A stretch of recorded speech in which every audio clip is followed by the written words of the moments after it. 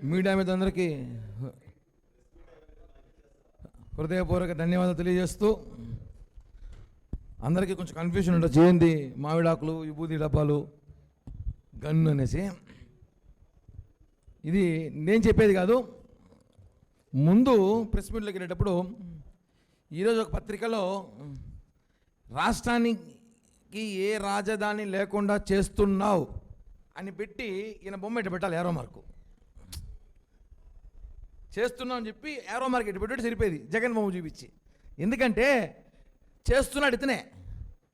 గత 5 ఏళ్ళలో 3 రాజధాని అన్నారు. మొన్న అమరావతి రాజధానికి ఒప్పుకుంటామన్నారు. 2014-19లో అమరావతికి ఓటేశారు రాజధానికి. నిన్నటి రోజు జగన్ నిజ స్వరూపం బయటపడింది. పార్లమెంటులో బిల్లు ప్రవేశపెట్టే సమయానికి ఆయన ప్రెస్ మీట్ పెట్టి, నేను మళ్ళీ అసెంబ్లీకి వస్తే అసెంబ్లీలో ఈ బిల్లు నేను మార్చలేనా అంటాడు. ఎంత ఆశ్చర్యకరం, ఇంత ఓర్వలేని, ఇంత కక్ష సాధింపు. మన రాష్ట్రం 5 ఏళ్ళు పరిపాలించిన ముఖ్యమంత్రి అయితే అనిపిస్తుంది. అసలు ఆయన అసెంబ్లీకి రావాలి కదా, ఇప్పుడే రావట్లే అసెంబ్లీకి. ఇంకా ఆయన మళ్ళీ గెలిచి అసెంబ్లీకి వచ్చి మళ్ళీ బిల్లు పెడతాడంట.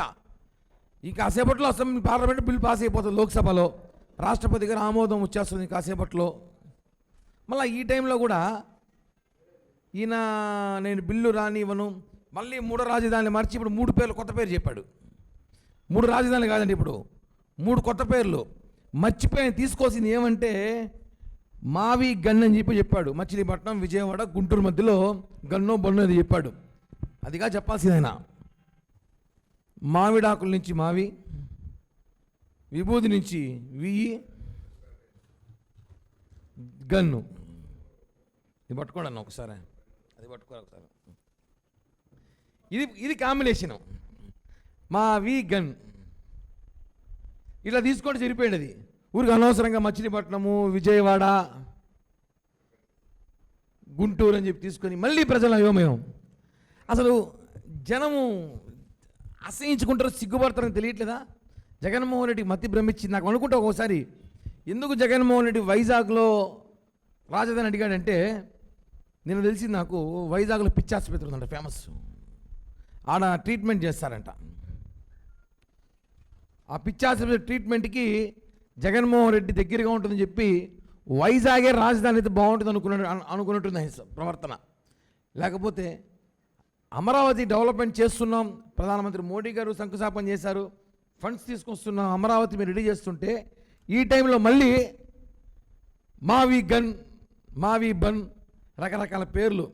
ఓ పని చేయండి, ఇది గోదావరి, వారి తీసేని గోడ వేసుకోండి, అనకాపల్లి లీ తీసేసి గొడ్డల్ని పెట్టండి, బాగుంటుంది.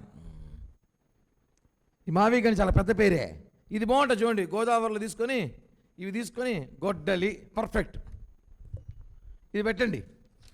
ఇప్పటికే బస్సులు కూడా వేశారంట మావి గన్కి. అదిగోండి బస్సులు కూడా ప్రారంభించారు. మా ప్రభుత్వం ఇంకా ఫాస్ట్గా ఉంది. ఇలాంటి పరిస్థితులు ఉన్నాయి. సోషల్ మీడియా ఈరోజు ఇంత ట్రోల్ ఇంత ఉంటే కూడా జగన్మోహన్ రెడ్డికి ఇంత సెన్స్ కూడా లేదా? మావి గన్నే పెట్టాలంట. చూడండి బస్సులు కూడా వేయారు అప్పుడే మనోళ్ళు, బస్సు పైలట్ కూడా వేయడైనా ఆయన. ఇంకా మావి గన్కి ఏందండి పరిశ్రమ? మాకేంది దారుణాలు, మాకేంది అవమానం, అసలు అర్థం కావట్లే. రాష్ట్ర రాజధాని దిక్కులేక అల్లాడుతుంటే, రాజధాని ఏది చెప్పాలో తెలియని పరిస్థితిలో ఉంటే, ఈరోజు 5 సంవత్సరాలు పరిపాలించిన ముఖ్యమంత్రి రోజుకు ఒక మాట మాట్లాడతాడు. ఇప్పుడు మాట్లాడండి వైసీపీ పేటీఎం గారు కానీ, వైసీపీ అధికార ప్రతినిధి కానీ ఎవరు రావట్లా. ఏంద్రా మావికి నడదామంటే వాళ్ళకి అర్థం కాల. ఏందో ఆయన ఏదో మాట్లాడతాడు. మా నాయకుడు మాకు ప్రెస్ మీట్, కొంతమంది ప్రెస్ మీట్ పెడితే పార్టీకి బలం అంట. జగన్ మామ ప్రెస్ మీట్ పెడితే ఉన్న రేషియో తగ్గిపోతుంది. ఆ పరిస్థితికి వచ్చేసింది ఈరోజు. ఏందన్నా అసలు రాష్ట్ర ప్రజలు ఎంత అయోమయం చేస్తున్నారు. మళ్ళీ జగన్ రావాలి కదా, జగన్ వచ్చి నువ్వు అసెంబ్లీలో బిల్లు పెట్టాలి, అవన్నీ పెద్ద తతంగం. అది జరగాలి, ఎప్పుడు జరిగేది అవన్నీ. ఆయనకి 30-40 ఏళ్ళకో ఆ పార్టీ ఉంటుందో నువ్వు ఉంటావు తెలీదు. అమరావతి రాజధాని చేసుకోవాలని చెప్పి మనం అంత ఇంత కష్టపడి ప్రయత్నిస్తూ ఉంటే మళ్ళా సిగ్గు లేకుండా వచ్చి మావి గన్ అని చెప్పి.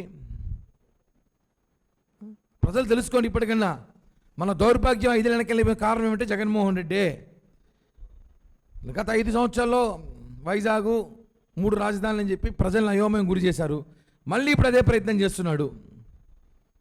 చంద్రబాబు గారు, పవన్ కళ్యాణ్ గారు, మోడీ గారి సహాయంతో రాష్ట్రం అభివృద్ధి చేస్తూ ఉంటే మావి గన్ను బన్ను ఇంకా చూసింటాం సోషల్ మీడియాలో ఏదేదో పెడతారు. ఒంగోలు నుంచి ఓం ముందర తీసుకో, గుంటూరు నుంచి గన్ను ముందర తీసుకో, ఒంగోనో పడుకోనో ఏదేదో పెడతాన్నారు. నేను మాట్లాడేది కాదన్నా, నిన్న రాత్రి నుంచి సోషల్ మీడియా మొత్తం అదే. ఒకటి పెద్ద పోస్టర్ పెట్టినాడు జగన్మోహన్ చేతికి ఇచ్చి, ఒంగోలులో ఓం తీసుకోనా, గుంటూరులో గూ తీసుకోనా, ఒంగో అంట, ఇంకోరు పడుకో అంట, ఇంకోటి ఇప్పుడు మనం సలహా గొడ్డలి పాగో, ఇంకా పులివెందుల్లో కడపం కలుపుతారు. వాము అవని వెళ్ళలేం, మేము చెప్పలేము స్వామి, అవని మన సెట్ కాదు, ఇంకా కేసులు పెడతారు.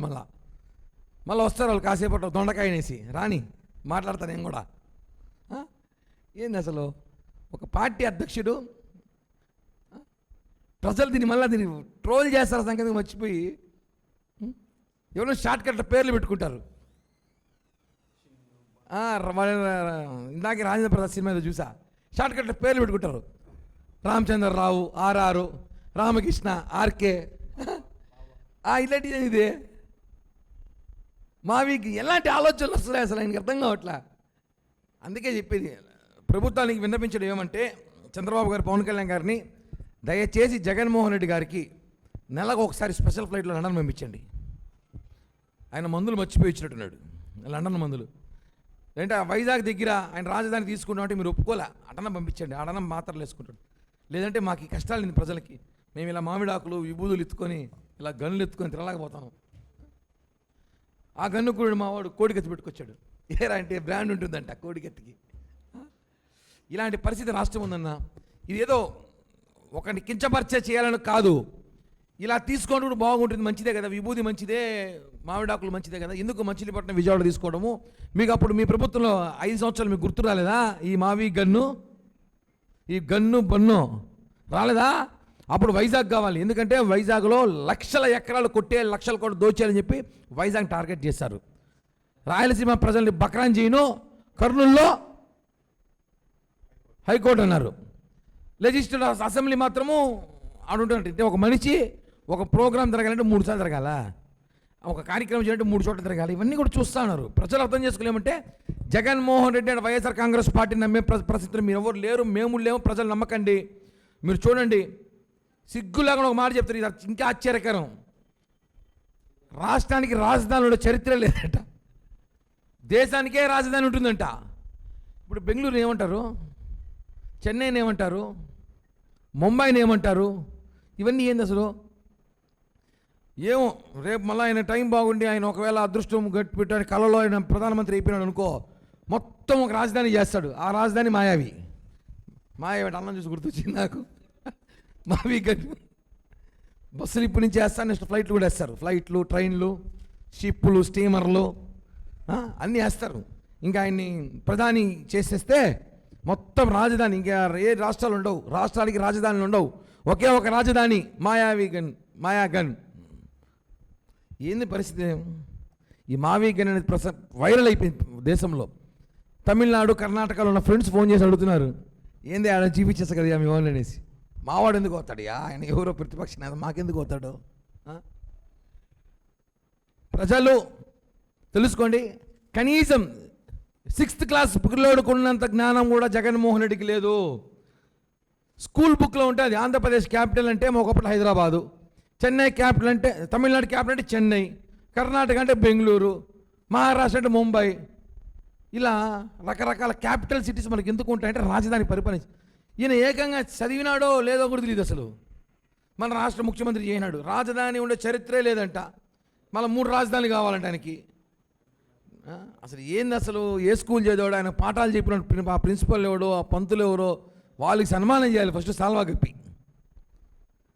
ఇవన్నీ కూడా ప్రజలు తెలుసుకోవాల్సిన అవసరం ఉంది. ప్రెస్ మీట్ ద్వారా ఎందుకు చెప్తున్నామంటే, మేమేదో జగన్మోహన్ రెడ్డినో వైఎస్ఆర్ కాంగ్రెస్ పార్టీలో కించపరచడం కాదు, పొగుడుతున్నాం, మెచ్చుకుంటున్నాం మీ ఐడియాలకి, మీరు చేసిన ఐడియాలకి, మీరు పెడుతున్న పేర్లకి. అసలు ఇంత గొప్ప పార్టీ మీది, ఇంత గొప్ప నాయకులు మీరు పెట్టుకొని, అసలు నిన్నటి నుంచి ఒక వైసీపీ పేటీ కానీ కనపల్లా. అడగదామంటే డిబేట్స్లో కానీ ఎక్కడైనా మరి ఏంద్రా ఈ మావిగన్ గురించి అడదామంటే ఎవడు రావట్లా.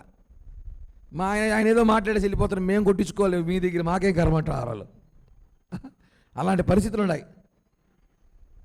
కాబట్టి దయచేసి జగన్మోహన్ రెడ్డి గారు మీరు కొద్ది రోజులు బయట రాకుండా ఒక 3 ఏళ్ళు ఇంట్లో కూర్చోండి. మీరు ఈ మావిగన్ను ఆ ఒంగోలులో తీసుకోవడం, గుంటూరులో తీసుకోవడం, ఇంకేమో తీసుకోవడం ఇవన్నీ చేయదండి. అన్నం పెడతా, రాష్ట్రం పరువు తీయద్దండి.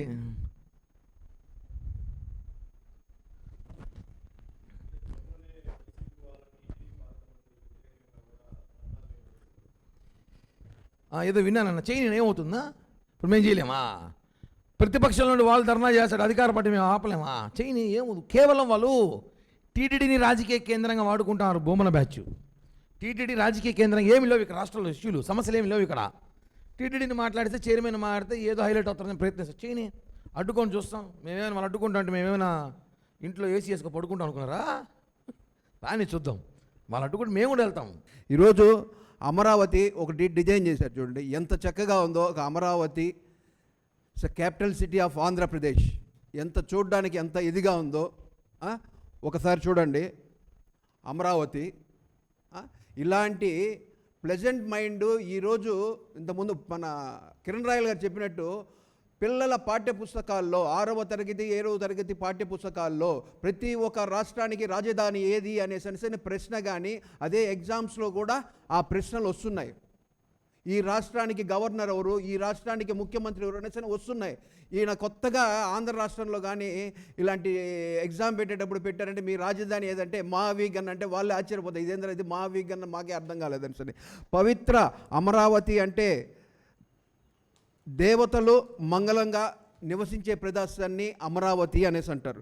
అదేవిధంగా చారిత్రక ప్రదేశం ప్రాధాన్యతనిస్తూ ఆంధ్రప్రదేశ్లోని కృష్ణానది తీరాన ఉన్న అమరావతి ఒకప్పుడు శాతవాహన కులంలో గొప్ప బౌద్ధ క్షేత్రంగా మరియు రాజధానిగా విరజిల్లించింది.